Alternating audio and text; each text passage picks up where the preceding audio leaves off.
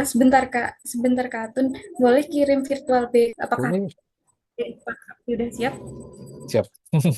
Oke, saya mulai ya Pak ya. Hmm, Oke, halo Sobat Binar semuanya, selamat datang kembali di Bisikan Bicara Asik Psikologi ala Betina, tempat di mana kita ngobrol santai seputar psikologi dan kehidupan sehari-hari. Di sini aku Eva selaku yang akan menjadi teman ngobrol Sobat Binar hari ini, dan tentunya aku nggak sendirian nih Sobat Binar, aku ditemenin sama Kak Talita. Boleh saya dulu Kak?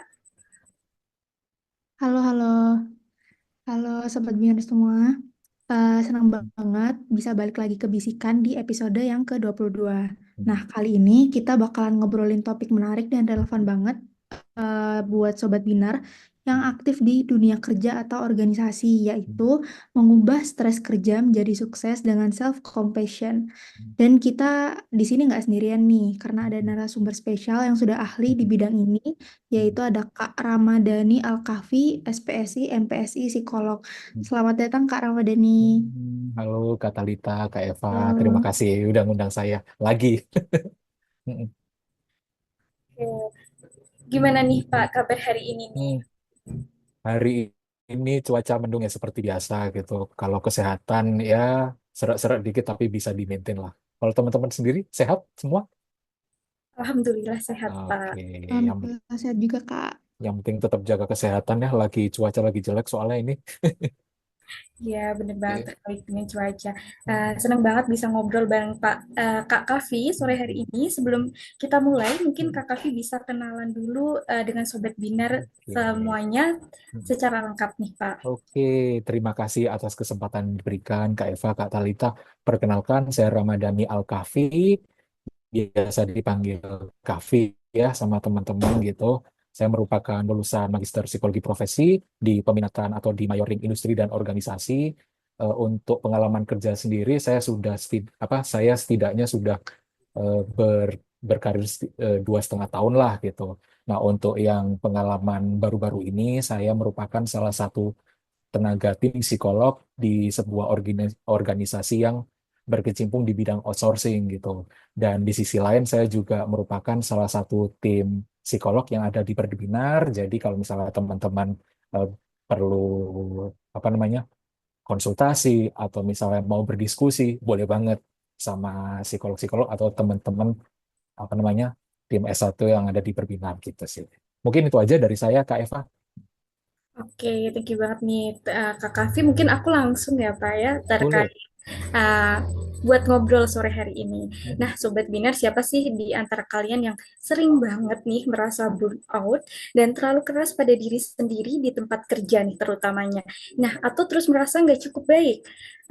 Nah, tema kita kali ini pas banget nih buat kalian, yaitu mengubah stres kerja menjadi sukses dengan self compassion. Nah, kita akan ngobrol soal bagaimana self compassion ini bisa membantu kita menjadi pribadi. Bener banget tuh Kak Eva. Kadang dunia kerja itu kan penuh tekanan dan ekspektasi yang tinggi gitu. Nah, jadi penting banget supaya kita punya self compassion biar bisa tetap produktif tanpa kita merasakan kewalahan gitu. Jadi tunggu apa lagi? Langsung aja kita bahas lebih dalam sama Kak Kavi. Oke, ini aku langsung ke pertanyaannya ya nih Pak. Kak Kavi, gimana sih menurut Kakak self compassion itu tuh apa sih kalau diterapkan di dunia kerja, dan apa aja hal-hal yang termasuk dalam self compassion? Oke, sebelum kita jauh membahas tentang apa namanya, bagaimana sih konsep self compassion di dunia kerja, mungkin kita kembali ke dasarnya terlebih dahulu aja kali ya gitu. Self compassion itu sebetulnya apa sih gitu. Nah, kita lihat dasarnya compassion. Compassion mungkin kalau kita cari padanan bahasa Indonesianya itu agak susah ya. Karena konsep compassion itu kan lebih kepada bagaimana kita mengkombinasi antara kepekaan diri serta keinginan untuk menolong gitu. Jadi mungkin padanan kata dalam bahasa Indonesianya compassion adalah kasih mungkin ya. Jadi self compassion bisa kita ibaratkan bagaimana cara kita mengasihi diri sendiri gitu. Tapi dalam artian mengasihi diri sendiri ini lebih kepada ketika kita mengalami kegagalan gitu. Terus kita ya mengasihi diri sendiri dalam artian, oke, gagal itu nggak apa-apa nih. Gitu. Oke, kamu juga manusia, gagal adalah sesuatu hal yang manusiawi. Kamu nggak apa-apa merasakan sedih, merasakan sakit, merasakan kecewa, karena itu adalah manusia gitu. Nah, tapi dari perasaan itu bagaimana kita mengemasnya menjadi lebih positif gitu. Kalau bisa kita bayangkan, sebetulnya self compassion itu mungkin ada di dalam atau di bawah payung self love gitu ya. Kalau self love itu kan lebih ke konsep umum bagaimana kita mencintai diri sendiri. Kalau self compassion lebih kepada bagaimana kita menerima bahwa it's okay untuk berbuat salah, it's okay untuk merasa kecewa, it's okay untuk ketika mendapati sesuatu yang tidak sesuai dengan ekspektasi yang kita bangun gitu. Kembali lagi ke pertanyaan, bagaimana sih konsep self compassion itu kalau apa namanya diterapkan di tempat kerja gitu. Di tempat kerja sendiri tentu aja ya kita punya tugas yang harus diselesaikan, target yang harus dicapai, segala sesuatu yang mungkin harus istilahnya apa namanya diproses dan dikelola dengan 100% lah gitulah gitu. Nah, self compassion itu biasanya bisa kita terapkan misalnya ketika kita mengalami kegagalan atau keterpurukan gitu. Dalam kita melakukan kerja kan nggak selalu ya kita akan selalu bisa deliver hasil yang 100% bagus. Nggak selalu kita bisa menyelesaikan semua permasalahan langsung bisa gitu. Ada kalanya kita sebagai manusia itu kan apa namanya kita bukan sosok yang sempurna gitu loh. Kita mungkin punya kekurangan di bidang pengetahuan kita, kita punya lack of apa namanya keterampilan gitu. Dan ketika kita kurang paham akan sesuatu, ketika kita kurang punya keterampilan di bidang tertentu gitu, kadang tugas yang diberikan kepada kita itu kan tentu tidak bisa kita selesaikan secara maksimal gitu. Lalu impactnya apa? Ya tentu saja target nggak tercapai, kualitas kerja jelek gitu, mengecewakan ekspektasi orang-orang yang sudah percaya sama kita gitu. Nah, ketika kita melakukan hal tersebut ya, tentu kan kita akan merasa gagal nih, kita merasa kecewa, kita merasa sedih gitu. Nah, self compassion ini ya merupakan suatu perspektif atau sudut pandang yang bisa kita gunakan untuk bagaimana sih caranya kita menavigasi perasaan-perasaan negatif itu tadi gitu. Ketika kita kecewa, ketika kita sedih, ketika kita merasa gagal, apa sih yang bisa kita lakukan untuk menghadapi situasi-situasi tersebut gitu. Mungkin kalau apa namanya, maaf, mungkin kalau dari inti dari self compassion itu ada 3 elemen sih. Yang pertama itu adalah mindfulness gitu. Kita perlu tahu perasaan apa yang saat ini sedang kita rasakan ketika kita menghadapi kegagalan atau ketika kita habis dimarahi atau disemprot bos gitu, atau misalnya kita dapat teguran gitu, perasaan apa sih yang kita rasakan gitu. Kita perlu tahu, kita perlu mindful terlebih dahulu. Apakah kita sedih, apakah kita kecewa, apakah kita merasa terpuruk, atau justru marah terhadap diri sendiri karena nggak bisa mencapai hal tersebut. Kemudian elemen kedua adalah common humanity gitu. Dalam self compassion kita ya perlu merasa bahwa kita nggak sendiri kok gitu loh. Gagal atau misalnya apa tidak mencapai target atau ternyata tidak sempurna itu nggak eksklusif ada di diri kita sendiri. Kita sebagai manusia itu ya umum merasakan kegagalan gitu. Nggak ada manusia yang sempurna gitu. Nggak ada manusia yang lahir langsung jalan lari, nggak ada. Semua pasti by progress gitu. Terus kemudian elemen ketiga adalah self kindness. Bagaimana kita apa namanya baik terhadap diri kita sendiri gitu. Ketika kita mengalami kegagalan, nggak perlu kita mengkritisi terlalu keras gitulah bahwa oh ya udah gitu gagal kalau gagal ya udah apalagi yang mau kita lakukan gitu apa langkah-langkah yang sekiranya bisa kita lakukan lah untuk menyelesaikan kegagalan tersebut alih-alih ya kita terlalu mengkritisi diri kita sendiri gitu sih mungkin yang bisa saya sampaikan untuk menjawab pertanyaan tadi Kak Eva. Oke, baik bahwa dalam apa namanya tadi self compassion dalam dunia kerja itu ternyata juga penting ya Pak ya terkait hal Hmm. ini juga bahwa semua pekerjaan itu pastinya semata-mata tidak harus yang sempurna, kadang ada kesalahannya, tapi kita di mana harus punya self compassion ini yang tadi sudah disebutkan ada tiga elemen penting juga seperti mindfulness dan juga common humanity yang dimana nanti kita bahwa perasaan itu kita harus bedakan perasaan kita sekarang sedang apa dan juga tentunya kita nggak sendirian gitu. Mungkin boleh dilanjutkan dari Katalita. Nah, tadi kan udah dijelasin ya tentang apa itu self compassion. Nah, aku mau nanya nih, kira-kira kenapa self compassion itu penting banget buat kesehatan mental kita, terutama buat yang kerja di kantor atau yang sedang berada di dalam suatu organisasi. Oke, good question sih. Kenapa kira-kira self compassion itu penting buat kesehatan mental serta dampaknya apa sih di tempat kerja gitu kan? Kalau secara umum self compassion itu kan memang bagaimana caranya kita menjaga supaya diri kita nggak terpuruk gitu. Ketika mengalami kegagalan, tentu kita merasakan kesedihan kan. Dengan self compassion ini, itu kita punya semacam pegangan gitu bahwa it's okay ketika mengalami kegagalan, kesedihan atau apapun itu, ya kita mengembrace atau menerima terlebih dahulu nih gitu loh. Bahwa it's okay, kita ini manusia, kita juga berbuat salah, tinggal bagaimana nih ke depannya untuk meningkatkan diri kita supaya supaya menjadi pribadi yang lebih efektif dan baik lagi gitu. Nah, terus relevansinya apa sih di tempat kerja gitu? Di tempat kerja itu kan kita pasti selalu mendapatkan ekspektasi bahwa kamu harus apa namanya deliver hasil kerja yang bagus. Kamu harus bisa menyelesaikan tantangan yang ada gimana pun caranya terserah bodo amat gitu. Kamu harus bisa mencapai target yang sudah ditentukan gitu. Nah, ketika kita ternyata nggak achieve target, ketika kita ternyata mengalami kegagalan gitu, ya kan akhirnya kita ya jadi down, kita jadi kecewa gitu. Nah, kekecewaan yang kita rasakan atau perasaan yang membuat kita menjadi self criticize gitu, membuat kita mengkritisi diri sendiri itu kan secara tidak langsung akan menurunkan kinerja kita gitu. Nah, istilahnya gini, di tempat kerja itu kita harapkan kita memiliki emosi yang stabil. Karena apa? Konsentrasi dan fokus kita itu dipengaruhi sama apa namanya kestabilan emosi kita. Ketika kita merasakan emosi, emosi ini bukan dalam artian emosi yang marah ya. Emosi itu bisa macam-macam, bisa sedih, bisa kecewa, bisa tertekan, bisa termasuk marah itu tadi gitu ya.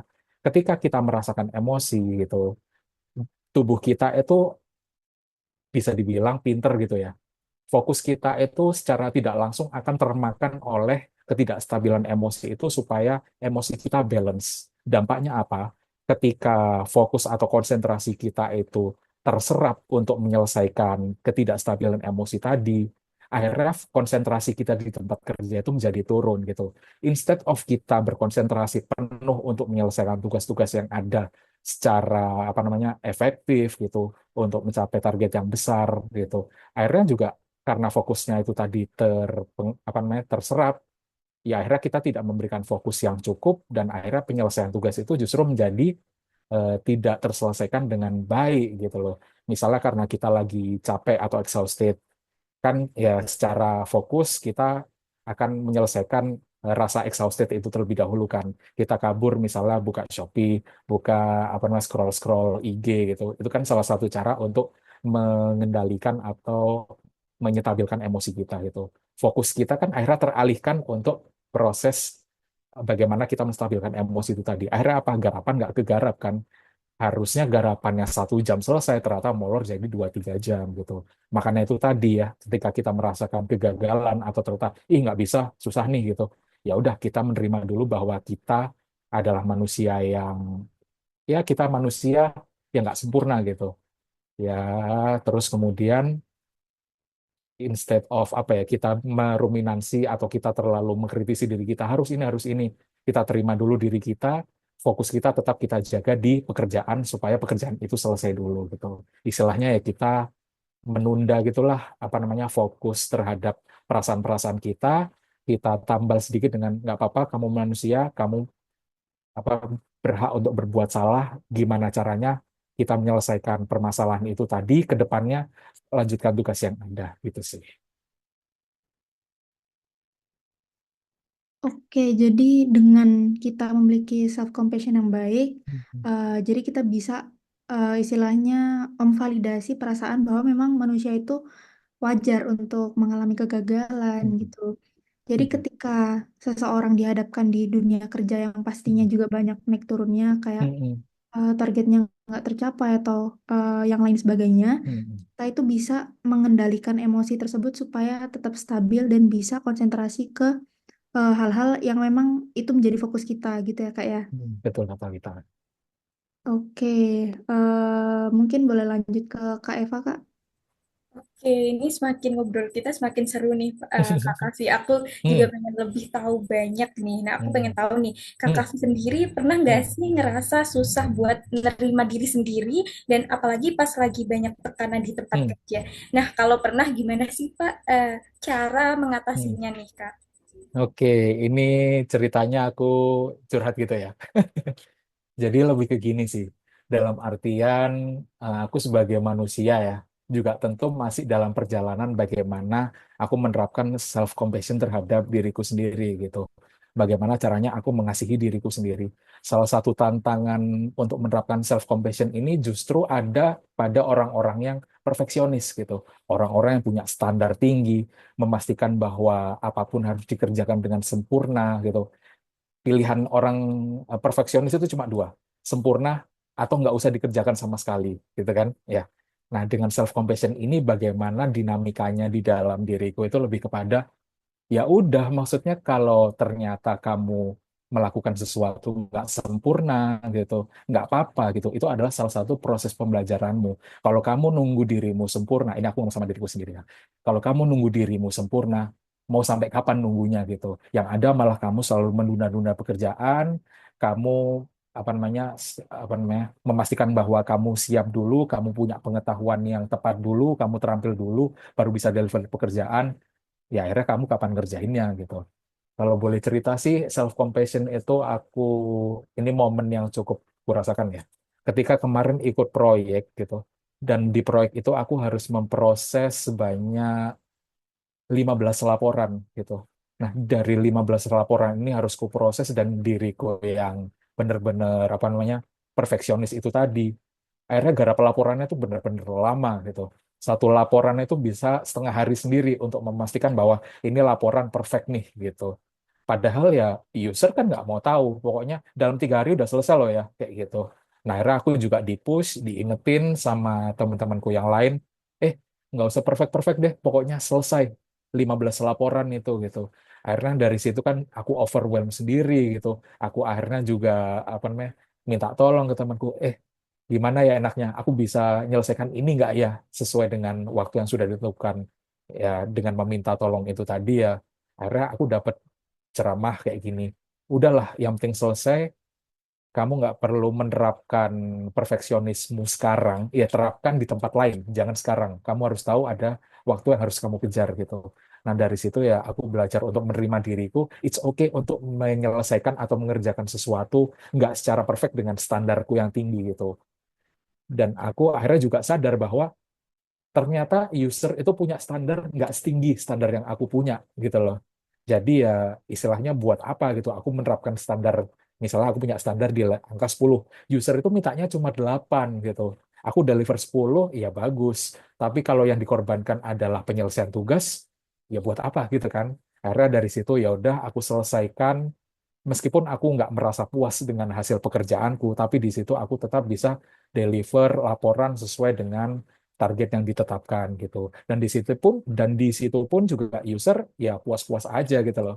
Karena di situ kan aku belajar bahwa ya udah, aku ternyata selama ini merana karena standar tinggi yang aku tetapkan sendiri. Aku merana karena nggak bisa deliver target yang sebetulnya orang-orang itu nggak minta setinggi itu gitu sih.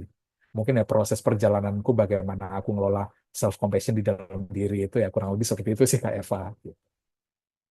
Oke, nih buat teman-teman semuanya, bahwa Mm-mm. tantangan dalam mengelola self compassion itu pada orang-orang yang perfeksionis, yang Mm-mm. apa-apa tuh harus dikerjakan secara sempurna.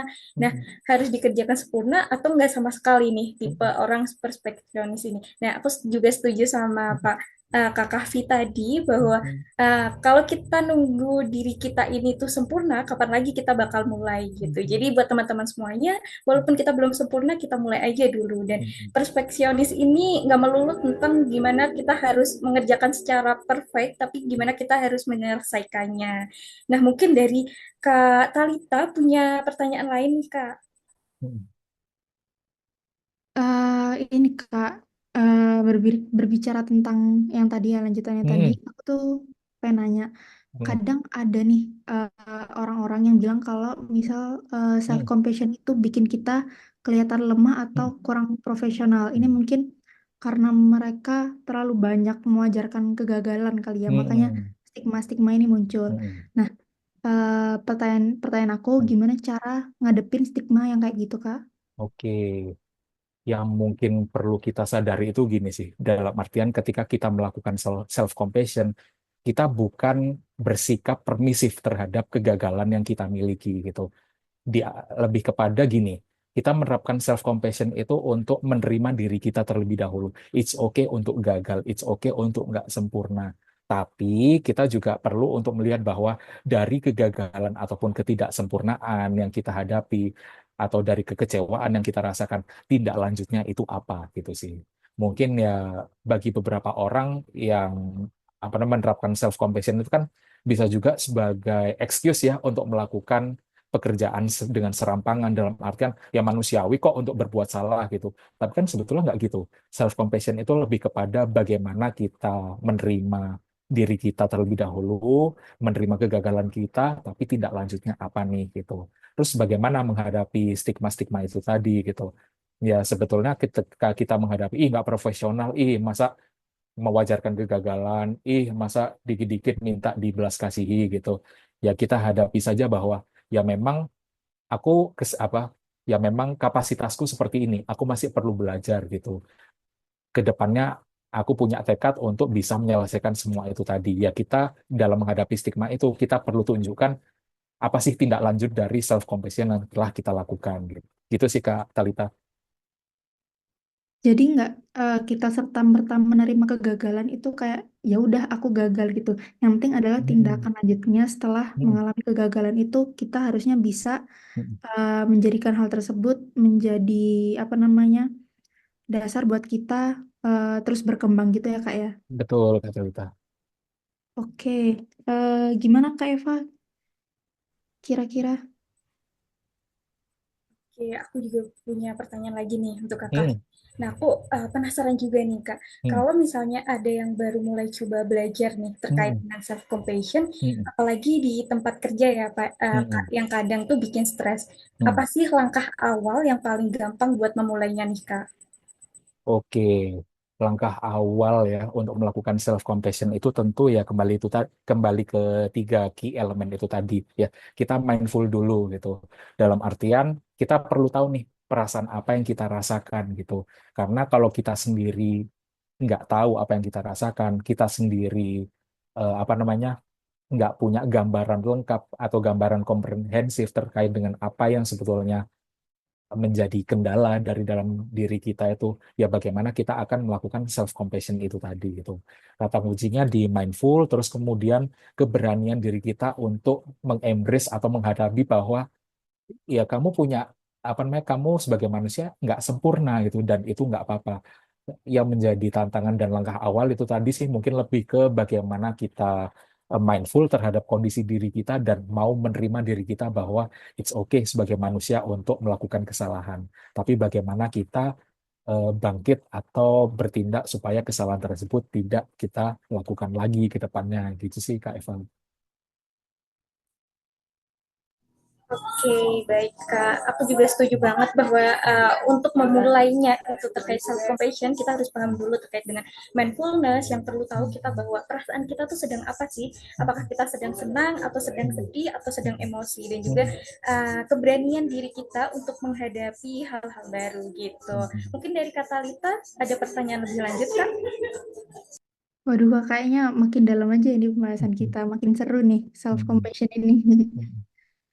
Jadi ini Kak, aku mau nanya, kira-kira apa sih bedanya antara self compassion sama sikap yang kesannya kayak malah memanjakan diri sendiri gitu, Kak. Gimana cara kita membedakan Hmm, dua sikap tersebut? oke. Agak berkaitan sama pertanyaan tentang stigma itu tadi ya gitu. Lalu apa sih yang membedakan antara self compassion dengan kita apa ya itu tadi lebih ke memang membiarkan bahwa diri kita itu emang salah gitu loh.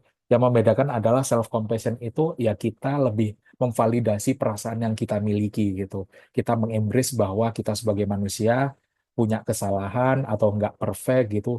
Tapi yang menjadi pembeda adalah tindak lanjutnya seperti apa gitu. Dari self compassion ini kan bisa dibilang sebagai gerbang awal untuk self development yang lebih baik gitu kan gitu. Kita menerima diri kita terlebih dahulu, kita menerima kegagalan kita gitu, kita menyadari bahwa kita sebagai manusia itu nggak sempurna, kira-kira apa nih lack of knowledge atau kita kurang punya pengetahuan apa, kita kurang punya keterampilan apa gitu. Dari dari awareness yang kita punya itu kita tentu bisa melihat kira-kira apa nih pengembangan atau langkah selanjutnya yang bisa kita lakukan supaya kita bisa menjadi pribadi yang baik lagi gitu. Nah, kalau yang satunya itu kan lebih kepada kita lebih ya udah membiarkan diri kita berbuat salah dan itu manusiawi gitu. Yang membedakan ya itu tadi kalau self compassion kita ingin menjadi pribadi yang bisa berkembang atau lebih baik dari sekarang, tapi self compassion itu adalah pintu awal, sedangkan yang satunya tadi lebih ke neglectment, lebih kepada bagaimana kita membiarkan diri kita ya udah gitu aja, itu sih kata Lita. Oke, jadi lumayan penting ya, Kak, Mm-mm. supaya kita tuh tetap mempunyai self compassion yang baik supaya kita punya pola pikir yang harus terus berkembang gitu. Jadi ketika Mm-mm. kita ketemu jurang, ketemu kegagalan, Mm-mm. jadi kita udah tahu nih ke depannya kita Mm-mm. mau improve kayak gimana gitu kan ya, Kak ya. Mm-mm. Betul. Oke, gimana Kak Eva? Oke, Ada yang mau ditanya lagi kah? ada dong Kak, ini makin seru aja dan udah lama banget nih kita ngobrol juga ya terkait Mm-mm. self compassion ini dan seru banget tadi jawaban-jawaban dari Mm-mm. Kak Kavi. Mungkin aku pengen tanya nih Kak Mm-mm. terkait dengan kalau dilihat-lihat kan dari budaya kita tuh Mm-mm. berbeda-beda gitu Kak. Oke. Nah, cara orang mempraktikkan dalam self compassion di Mm. dunia kerja itu ada bedanya nggak sih Kak? Oke. Perbedaannya itu lebih sebetulnya dipengaruhi oleh budaya dan norma yang ada di sekitar kita sih. Kita bisa lihat bahwa ini pakai gambaran secara umum ya gitu. Kan biasa kita lihatnya the West versus the East kan. Bagaimana orang-orang Barat mengutamakan diri mereka dan bagaimana orang-orang Timur lebih mengutamakan kohesivitas gitu. Kalau misalnya penerapan self compassion di dunia kerja, utamanya di region daerah-daerah Barat gitu, di daerah-daerah Barat itu kan kita lebih mengutamakan individualisme gitu kan. Nah, kalau di Barat self compassion itu konsepnya adalah bagaimana kita sebagai individu gitu mengembrace kegagalan, mengembrace bahwa kita bukanlah sosok yang perfect gitu. Nah, dari situ kita punya self development plan gitu sebagai individu untuk menjadi seorang individu yang lebih cemerlang lagi gitu. Karena di Barat itu kan budayanya individualistik, kita menunjukkan sisi kita sebaik mungkin gitu, dan melalui self compassion ini, self compassion itu dapat kita jadikan sebagai salah satu cara untuk mengembrace ketidakperfekan kita gitu, agar dapat menjadi pribadi yang lebih baik lagi dengan cara self awareness itu tadi. Sedangkan kalau di the East atau di Timur gitu, kan kita sifatnya di Indonesia ya, kita sifatnya kan kolektivisme, dalam artian kalau bisa sisi-sisi individual ini kita tekan dan kita lebih mengutamakan hasil kerja kolektif atau kesetaraan atau kesesuaian norma secara kolektif gitu. Kalau self compassion di daerah kita di Indonesia mungkin lebih kepada bagaimana kita as a society, kita sebagai rekan kerja, kita sebagai teman bisa memberikan ruang kepada orang-orang di sekitar kita untuk ya udah, it's okay to be not perfect gitu loh. Ketika kita memiliki rekan kerja atau kita punya teman gitu yang ih kok gini sih gitu gitu. Terus ketika kita melihat bahwa mereka ternyata merasakan kekecewaan karena kegagalan gitu, self compassion di Indonesia itu berbicara bagaimana kita as society memvalidasi perasaan kecewa yang kita miliki dari teman atau rekan kerja itu tadi gitu. Dan sebagai apa society atau rekan kerja maupun teman gitu ya, kan kita punya kewajiban untuk memberikan social support gitu. Melalui self compassion itu tadi kita mengarahkan social support supaya si individual ini bisa mengembrace, bisa aware terhadap apa yang dia rasakan. Dan kita juga memberikan ruang bagi dia untuk, oke, nggak apa-apa, kamu kecewa sekarang, tapi bagaimana tindak lanjut selanjutnya supaya kekecewaan yang kamu rasakan, kegagalan yang kamu lakukan ini nggak terjadi lagi di masa yang akan datang. Gitu sih Kak Eva. Oke, keren banget nih Kak atas Mm-mm. jawabannya. Aku suka banget bahwa ternyata nih teman-teman bahwa ada perbedaan budaya Mm-mm. dan penerapannya di dalam dunia kerja nih. Perbedaan Mm-mm. itu dipengaruhi oleh dua, yaitu tadi budaya dan norma, dan bagaimana tuh orang-orang Barat itu lebih individual, dan sedangkan kita orang-orang Timur nih, terutama di Indonesia, itu lebih suka sifatnya tuh kolektivisme, yang dimana kita mengutamakan kerja secara kolektif nih. Mungkin dari kata Lita bisa dilanjut. Mm-mm. Oke, aku punya pertanyaan terakhir nih, Kak. Mm-mm. Ada pesan nggak ya buat karyawan atau Mm-mm. pemimpin yang pengen bikin lingkungan kerja yang lebih Mm-mm. suportif dan penuh self-compassion? Oke, pertanyaan bagus. Bagi bukan pesan ya, mungkin lebih ke bagaimana sih kiat-kiat yang bisa dilakukan gitu. Ya sebagai kita sebagai entah itu atasan atau pemimpin atau rekan kerja gitu. Bagaimana cara kita supaya bisa memberikan ruang atau self compassion kepada rekan-rekan kerja kita atau bawahan kita itu. Ya kita sebagai atasan yang punya wewenang, atasan yang mampu menciptakan lingkungan kerja ya, kita ciptakan situasi bagaimana teman-teman di tempat kerja itu it's fine untuk berbuat salah di awal gitu. Daripada kita langsung memberikan judgement gitu, kita coba cari tahu kira-kira kenapa nih kamu melakukan hal seperti itu. Kira-kira apa nih yang menjadi kendala kamu sampai kamu mungkin tidak achieve gitu. Kira-kira apa yang bisa kita lakukan sebagai rekan ataupun atasan untuk memberikan support terhadap apa namanya pengembangan diri kamu kelak gitu. Dan ya setidaknya selain kita memberikan ruang, kita juga perlu menahan diri untuk melakukan judgement gitu.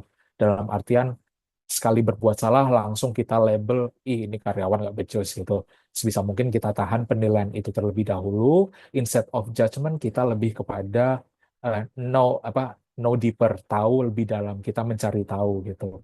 Harapannya dari apa namanya kita mencari tahu lebih dalam itu, kita tahu sebetulnya karyawan ini kenapa gitu loh.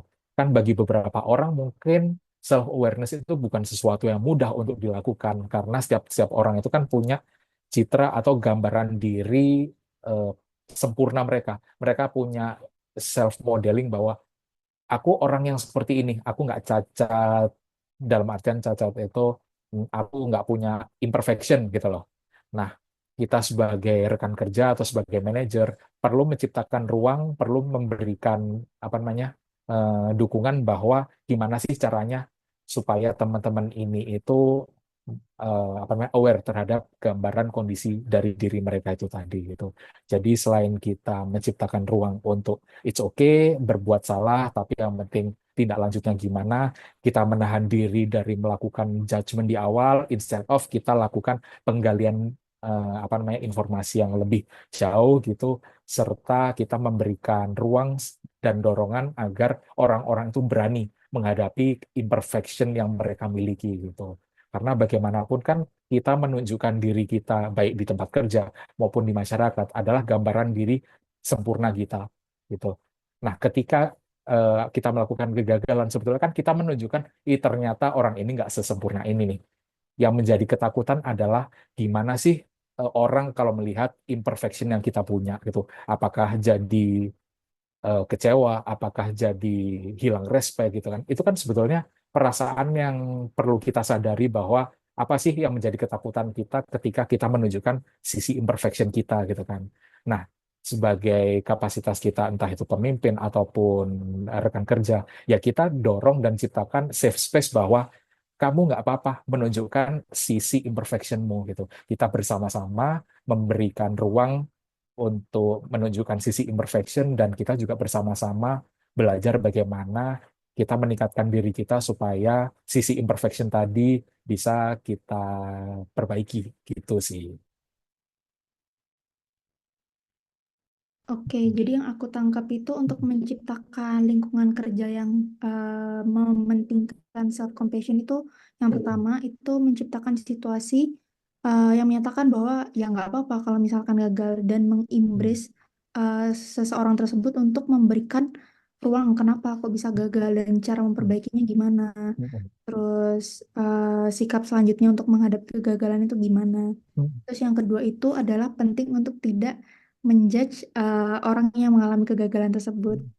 Terus yang ketiga itu ini juga penting yaitu selalu memberikan dorongan, memberikan motivasi bahwa memang nggak apa-apa untuk menghadapi imperfection tersebut, gitu ya Kak ya. Betul, Kak Rita. Oke, mungkin bisa lanjut ke Kak Eva Kak. Oke, tadi udah ngobrol panjang banget, udah Kak Kavi udah menjelaskan apa itu self compassion dari pertanyaan-pertanyaan kita, dan gak kerasa banget nih Kak Talita dan juga Kak Kavi kita sudah ngobrol panjang.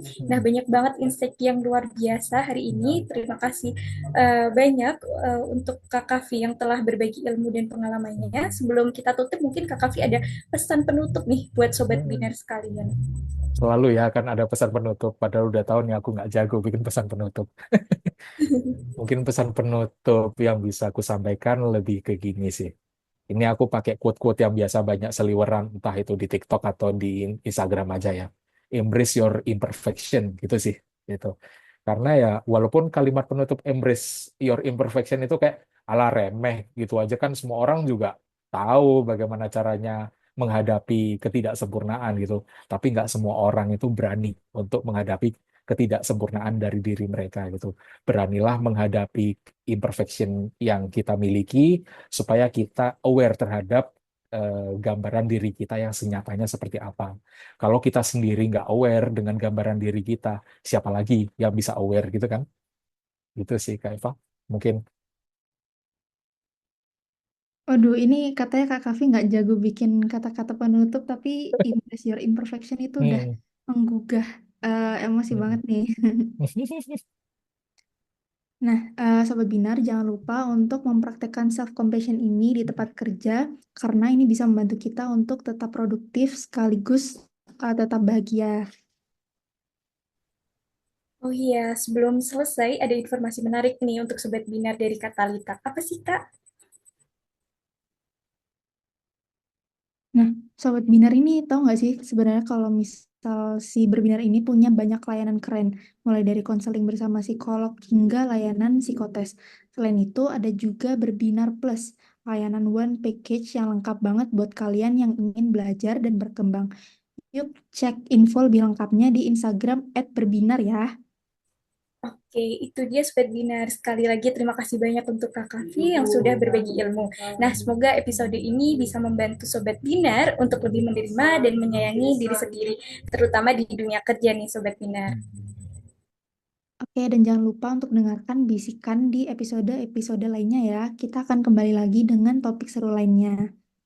Sampai ketemu lagi Sobat Ya, sampai Binar. ketemu lagi Sobat Binar. Sampai ketemu lagi teman-teman Binar. Oke.